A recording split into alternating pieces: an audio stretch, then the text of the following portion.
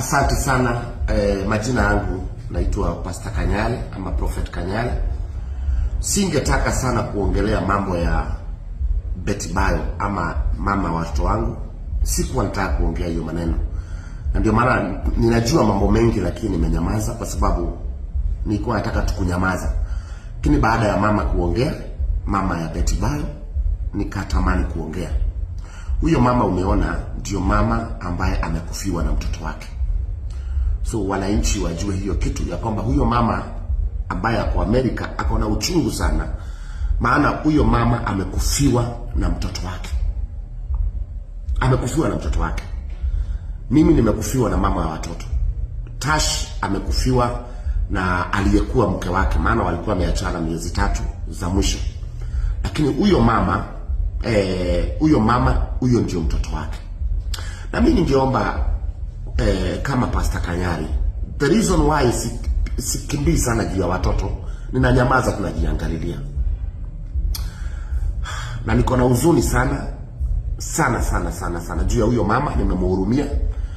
Na ningeomba Tash usikiza tu mawaidha ya huyo mama ili Tash usipate laana ya aliyekufa ama upate laana ya huyo mama akiwa hai.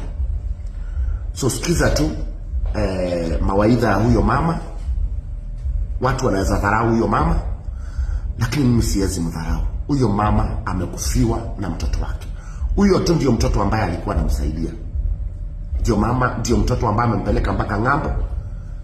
Ni mtoto ambaye amejengea mpaka mama yake mzazi. So hata mimi Pastor Kanyale nitasikiza huyo mama chenye atasema. Ni sawa, watoto ni wangu, lakini nitasikiza huyo mama. So ningependa kupatia advice Tash, tuheshimu tu huyo shosho. Ako na miaka 70 something, ili akule chakula ingie kwa tumbo. Ni vizuri tusikize wishes zake ama mapenzi yake. Sina kingine cha kusema. Mungu awabariki na Mungu awaonekanie na awatendee. Mimi sina haja na mali ya Betty Bayo. Mimi Mungu amenibariki. Chenye niko na haja nacho ni saa hii tuponye mioyo ya wale wamegonjeka. Hata huyo Tash, hata nani. Tuponye mioyo ya watu. Tuponye mioyo ya watu. Mungu awabariki na muwe na Jumapili njema. Amen.